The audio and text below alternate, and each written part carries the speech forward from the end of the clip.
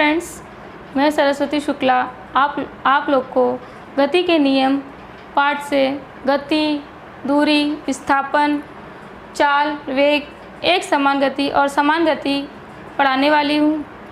सबसे पहले गति के बारे में हम पढ़ने वाले हैं। तो गति होती क्या है? गति मतलब किसी पिंड का एक स्थान से दूसरे स्थान में परिवर्तन होना, उसे हम गति कहते हैं। तो इसकी परिभाषा आप पहले लिखेंगे। गति, यदि कोई पिंड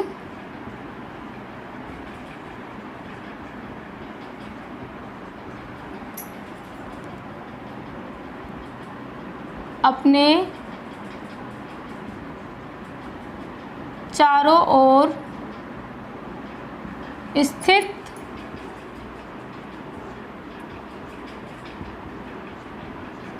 पिंडों के संदर्भ में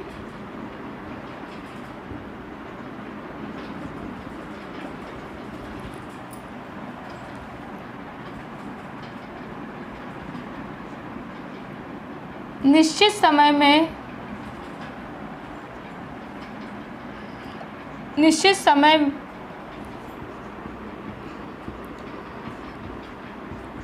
में अपना स्थान परिवर्तित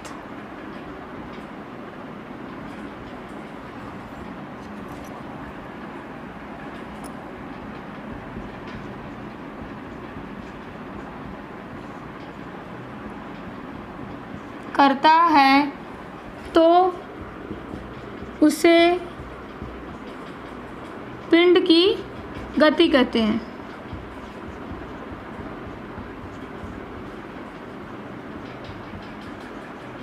ठीक है, उसे उस पिंड की गति कहते हैं।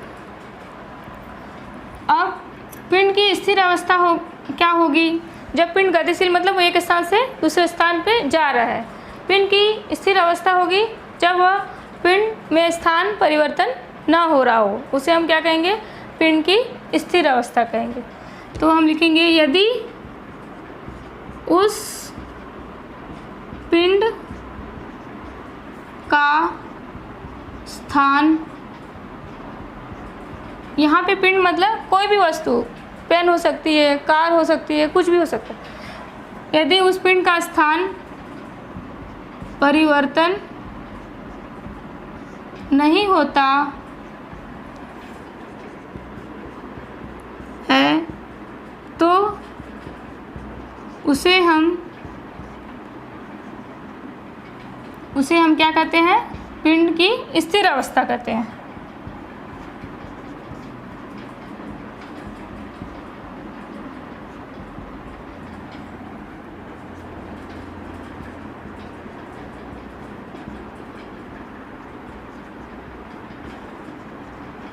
स्थिर अवस्था कहते हैं।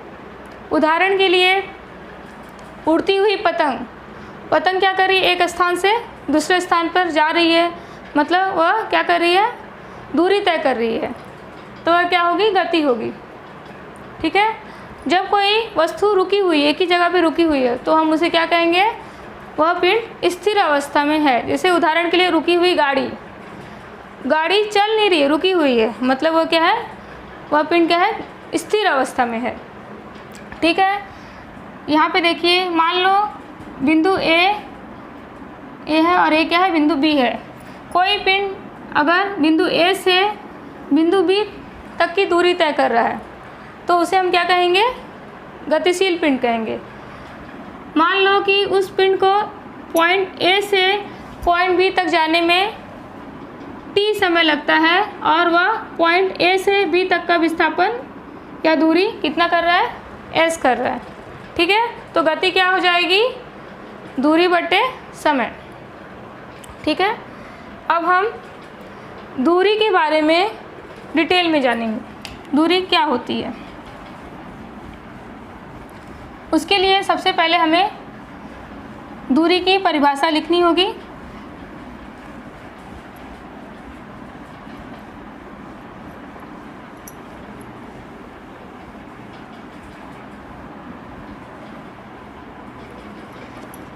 तो दूरी की परिभाषा हम लिखेंगे, दूरी दो बिंदुओं मतलब एक स्थान से दूसरे स्थान, दो बिंदुओं के बीच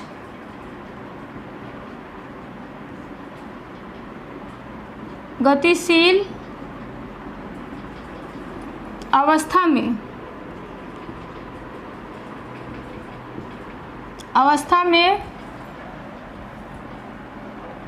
पिंड द्वारा, पिंड मतलब कोई भी वस्तु, पिंड द्वारा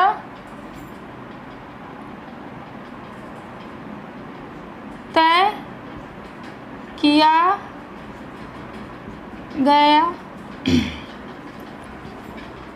पथ की लंबाई क्या कहलाती है? दूरी कहलाती है। ठीक है, दो बिंदुओं के बीच गतिशील अवस्था में पिंड द्वारा तय किए गए पथ की लंबाई को दूरी कहते हैं। दूरी की इकाई क्या होती है? दूरी की इकाई किलोमीटर हो सकती है, मीटर हो सकती है, सेंटीमीटर हो सकती है। ठीक है, और यह कौन सी राशि है? अदिश राशि है। दूरी क्या है? अदिश राशि है।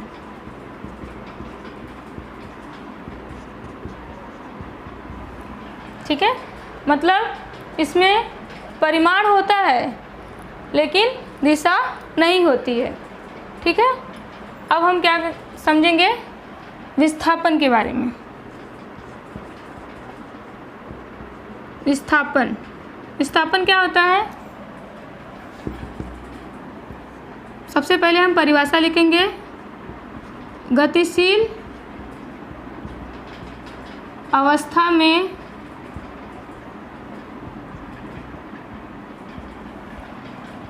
पिंड द्वारा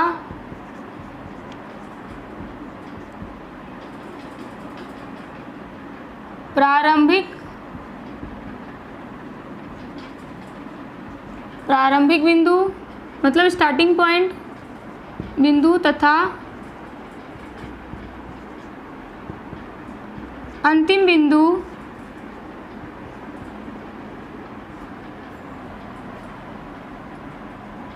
के बीच का न्यूनतम दूरी क्या कहलाती है? विस्थापन कहलाती है। उदाहरण, इसकी इकाई जो है, दूरी की इकाई समान होती है। इकाई क्या होती है? समान होती है। किलोमीटर, मीटर, सेंटीमीटर इत्यादि। अभी विस्थापन कौन सी राशि है? सदिश राशि है। विस्थापन सदिश राशि है, अर्थात विस्थापन में परिमाण दिशा होती है। ठीक है, इसलिए हम उसे क्या कहते हैं? सदिश राशि।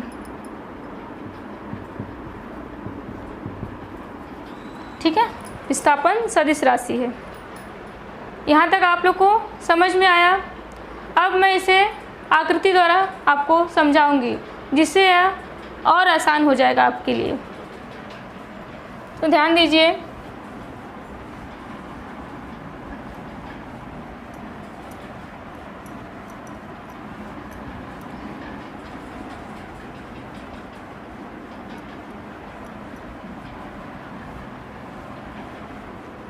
देखिए, जैसे कि समझ लो यह पॉइंट ए है।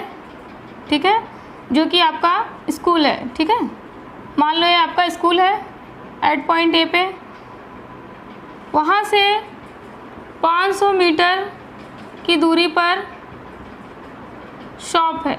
ठीक है, दुकान है। फिर वहाँ से 700 मीटर की दूरी पर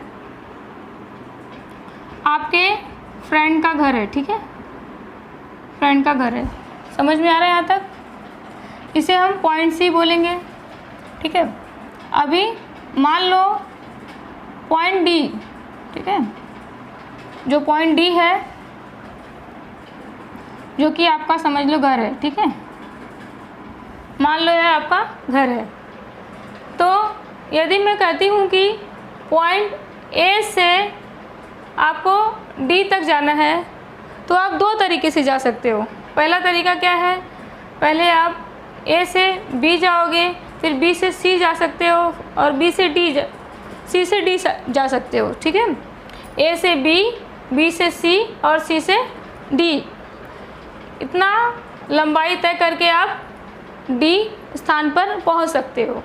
और दूसरा क्या रास्ता है, आप डायरेक्टली ए से डी जा सकते हो, ठीक है, ए से डी। तो दूरी में क्या फ़र्क है, देखिए दूरी, सबसे कम दूरी क्या है ए से डी की, ए वाली है, और सबसे अधिक दूरी क्या है, ए वाली, राइट। तो ए से बी, बी से सी और सी से डी, इसमें सबसे अधिक दूरी लग रही है। लेकिन ए से डी में क्या हो रहा है, न्यूनतम दूरी तय कर रहा है पथ, जो है वस्तु क्या कर रही है, सबसे न्यूनतम दूरी तय कर रही है। तो यह क्या है, दूरी और विस्थापन में अंतर है। तो हम ऐसा लिख सकते हैं, A D is equals to, दूरी में क्या होगा, A D is equals to क्या लिख सकते हैं, ए बी पथ ए बी प्लस पथ बी सी प्लस पथ सी डी, ठीक है, पथ ए बी प्लस पथ बी सी प्लस पथ सी डी, ठीक है। तो ए बी कितना है, 500 मीटर है, और बी सी कितना है, 700 मीटर है। मान लो ए बी 500 मीटर है, ठीक है। तो 500 500 1000 प्लस 700 कितना हो गया, 1200 मीटर। मतलब ये कितना मीटर, 1200 मीटर ए से डी का लंबाई है।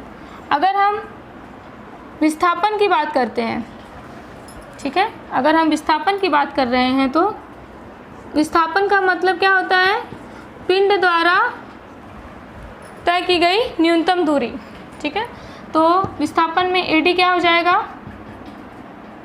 700 मीटर, जो कि डायरेक्ट है, समझ में आ रहा है, 700 मीटर। तो सबसे कम दूरी क्या है, 700 मीटर है, और सबसे अधिक दूरी इसमें क्या है, 1200 मीटर है। तो ये क्या है, दूरी है, दूरी जो है वह लॉन्ग टाइम, मतलब लंबी होती है, और विस्थापन की जो पथ होता है वो क्या होता है, छोटा होता है, छोटे से छोटा पथ होता है, उसे हम विस्थापन कहते हैं। दूरी कभी शून्य नहीं होती है, लेकिन विस्थापन 0 हो सकता है, लेकिन दूरी भी 0 नहीं होती है, ठीक है। तो मैं उसका कुछ और आकृति द्वारा आपको समझाऊंगी।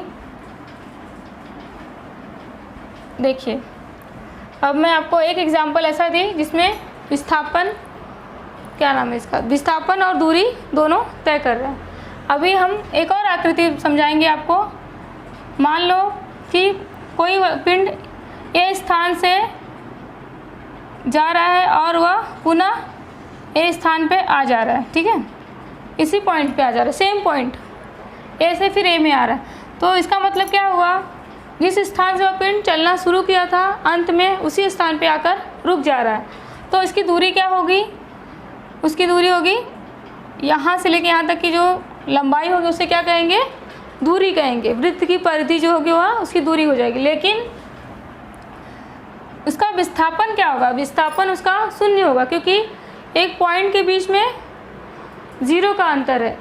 तो इसका मतलब क्या हुआ है, क्या है, उसका जो विस्थापन है वो क्या है, न्यूनतम दूरी क्या है, 0 है, विस्थापन क्या है, 0 है, और दूरी क्या है, सबसे लॉन्गेस्ट जो पथ है उसे हम क्या कहेंगे, दूरी कहेंगे, ठीक है। अब हम चाल और वेग के बारे में जानेंगे। चाल क्या होती है और वेग क्या होता है। चाल देखिए, चाल जो होती है किसी पिंड द्वारा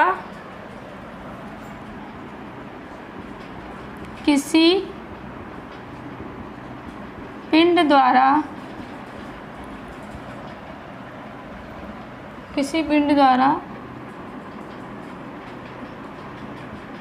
तय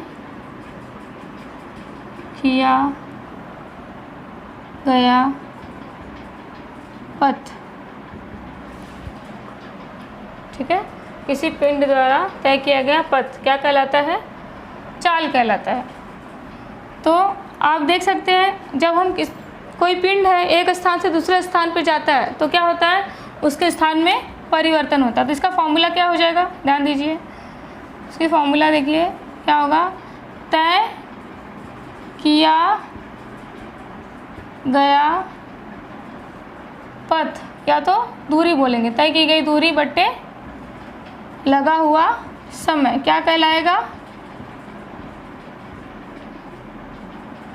लगा समय क्या हो जाएगा? ये चाल हो जाएगी। और चाल की इकाई क्या होती है? मीटर पर सेकंड होती है, किलोमीटर पर सेकंड हो सकती है। समझ में आ रहा है? अब चाल क्या है? अदिश राशि है। चाल में दिशा नहीं होती है, ठीक है, तो चाल अदिश राशि होती है, ठीक है, अदिश राशि है। अब हम वेग के बारे में पढ़ेंगे। वेग में और चाल में क्या अंतर है? चाल अदिश राशि है, वेग सदिश राशि है। तो अब हम वेग का परिभाषा लिखेंगे। वेग की परिभाषा क्या है? किसी पिंड द्वारा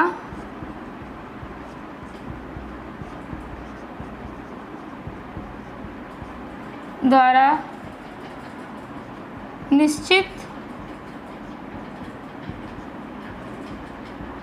समय में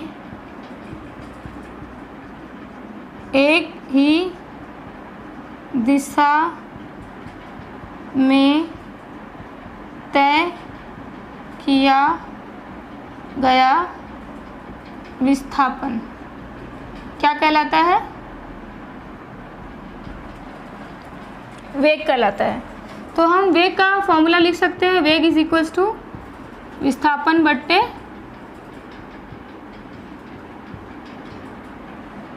बट्टे क्या हो जाएगा? समय। विस्थापन बट्टे समय। और वेग क्या है? सदिश राशि है। वेग सदिश राशि है, ठीक है, इसमें दिशा होती है, मतलब परिमाण, दिशा और इकाई तीनों होती है। इसे इसलिए हम इसे क्या कहते हैं? सदिश राशि कहते हैं, ठीक है। उदाहरण के लिए जैसे कोई कार है 30 किलोमीटर प्रति घंटे की स्पीड से चल रही है, ठीक है, 30 किलोमीटर प्रति घंटे की स्पीड से चल रही है, तो उसे हम क्या कहेंगे? वह उस पिंड का चाल कहेंगे। लेकिन यदि मैं कहती हूँ कोई कार 30 किलोमीटर प्रति घंटा उत्तर दिशा की ओर जा रही है तो क्या हो जाएगा? वेग हो जाएगा, क्योंकि उसमें परिमाण भी दर्शा रहा है और उसमें परिमाण दर्शा रहा है, दिशा दर्शा रही है। समझ में आ रहा है? और उसमें क्या है? विस्थापन है, इसलिए वो क्या है? वेग होगा, ठीक है। अब हम एक समान गति और असमान गति के बारे में पढ़ेंगे।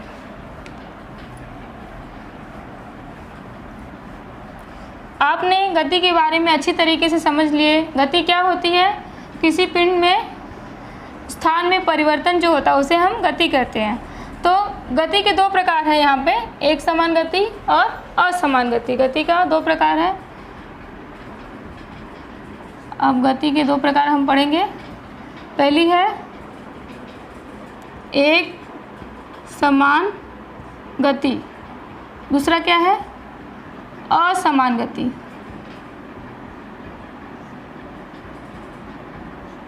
एक समान गति, असमान गति। एक समान गति से आप समझ जा रहे हैं कि जो गति है वह समान होगी, इसलिए इसे एक समान गति कहा गया है।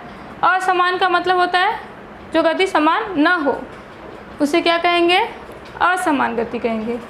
तो एक समान गति की क्या परिभाषा हो सकती है किसी पिंड द्वारा समान समय में समान दूरी तय करने को एक समान गति कहते हैं। ठीक है, और असमान गति क्या होगी? किसी पिंड द्वारा समान समय में असमान दूरी तय करने को क्या कहेंगे? असमान गति कहेंगे। तो आप परिभाषा पहले लिखेंगे, किसी पिंड द्वारा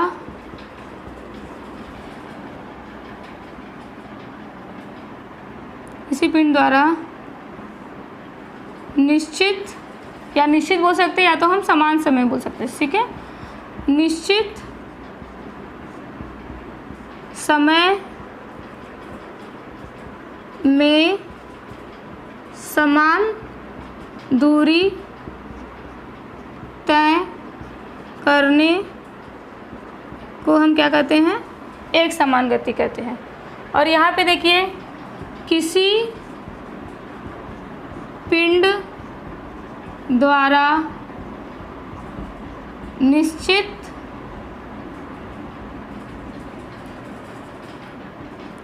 समय पर असमान दूरी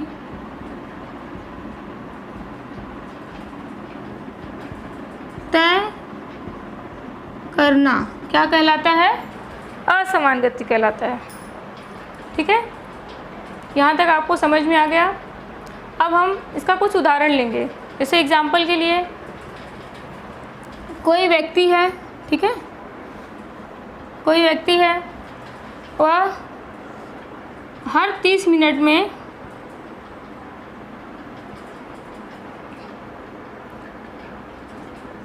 500 मीटर चलता है। ठीक है, हर 30 मिनट में कितना चल रहा है? 500 मीटर चल रहा है। ठीक है, यहाँ तक समझ में आ रहा है आप लोग को?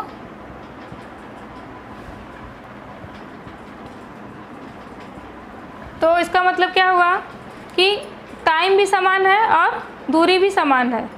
हर बार टाइम और दूरी दोनों समान बता रहा है। इसका मतलब उस गति को क्या कहेंगे? उस व्यक्ति की गति को क्या कहेंगे? एक समान गति कहेंगे। असमान गति मतलब क्या होता है? जब कोई पिंड निश्चित समय पर, निश्चित समय मतलब मान लो मैं 30 मिनट का इंटरवल ले रही हूँ, तो 30 मिनट पर कभी वह 500 मीटर दूरी तय कर रहा है, कभी 700 कर रहा है, कभी 1000 मीटर मतलब 1 किलोमीटर कर रहा है, तो वह क्या हो जाएगा? असमान गति हो जाएगी। समझ में आ गया आपको? ठीक है, जैसे कि टाइम जो होता है वो कांस्टेंट होता है, लेकिन जो दूरी है वह फिक्स नहीं होती है। इसे हम क्या कहते हैं? असमान गति कहते हैं।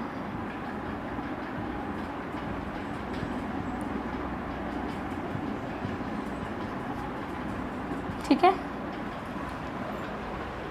अब हम नेक्स्ट वीडियो में समान गति और असमान गति को और डिटेल में पढ़ेंगे, और त्वरण क्या होता है उसके बारे में भी हम ग्राफ द्वारा जानेंगे। तब तक आप इसका रिवीजन करिए, पहला वीडियो भी ज़रूर देखिए और दूसरा वीडियो, जिससे आपको आगे का जो वीडियो बनाने वाली हो वह बहुत अच्छे से समझे।